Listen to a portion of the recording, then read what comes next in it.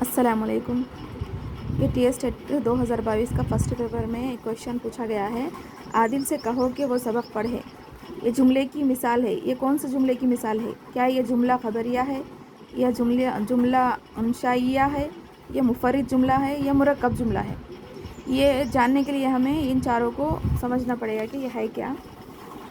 तो जुमला खबरिया देखेंगे हम पहले। वो जुमला जिसमें किसी वाक़ये या हालात कैफियत की खबर दी जाए और इसमें सच और झूठ का गुमान पाया जाता है, जुमला खबरिया कहलाता है। जुमला खबरिया यानी इससे हमें ज़ाहिर हो के उससे हमें किसी चीज़ की खबर मिल रही है या कैफियत मिल रही है, इसमें सच और झूठ का गुमान पाया जाता है। जैसे मिसाल के ज़रिए देखेंगे हम, नजमुस सहर सबक पढ़ रही है।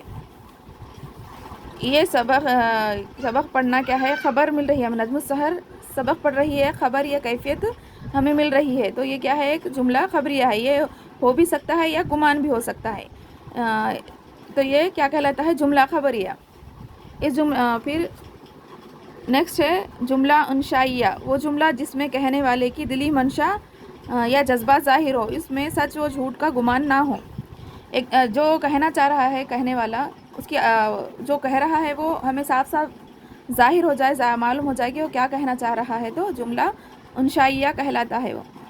जैसे कि अरे बच्चों किधर गए, तुम पाबंदी से स्कूल जाओ, शाबाश तुमने अच्छा काम किया। ये क्या है? ये जो आगे वाला कहना चाह रहा है वो साफ साफ हमें समझ में आ रहा है कि वो क्या कहना चाह रहा है, तो ये जुमला अंशाइया कहलाता। फिर मुफर्रिद जुमला, जब किसी जुमले में एक मुब्तदा और एक ख़बर हो तो मुफर्रिद जुमला कहलाता है। क्या है? जुमले में एक मुब्तदा और एक ख़बर हो तो क्या कहलाता है? मुफर्रिद जुमला। जैसे अहमद मेहनत से पढ़ता है। अहमद क्या है? मुब्तदा है, और मेहनत क्या है?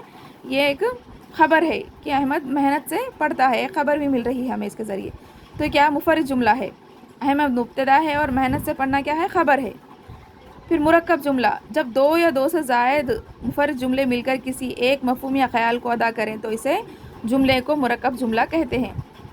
ये इस तरह के दो या दो से ज़ायद इस तरह के जुमले मिलकर मुरक्कब जुमला बनाते हैं।